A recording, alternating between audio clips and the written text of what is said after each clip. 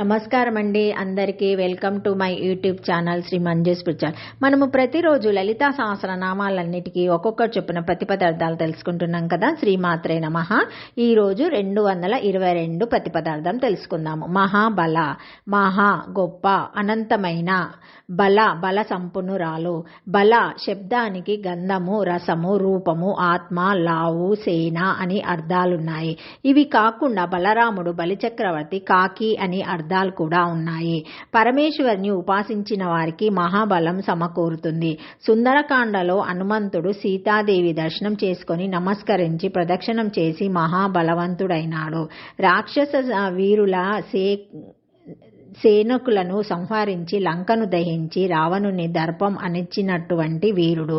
విష్ణు సహస్రనామాలలో మహాబల 174వ నామము. ఎవరి సహాయము కోరకుండా అన్ని పనులను నెరవేర్చగలిగే ప్రభావము ఆ బలము.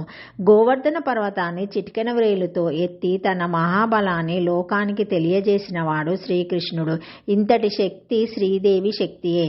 బలినామాపి బలితత్వత్, బలవంతుల కన్నా కూడా బలవంతురాలు ఆ పరమేశ్వరి.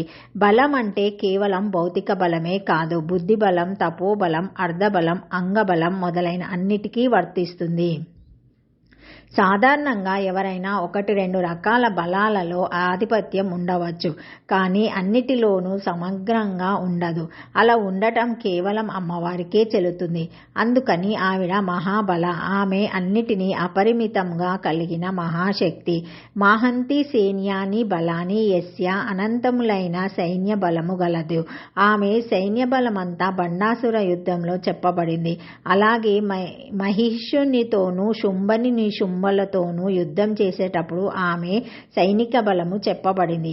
ఆమెకు శ్యామలాదేవి మంత్రిని, వారాహి దండనాయిక. ఈ రకంగా అమితమైన సైనిక బలం కలది.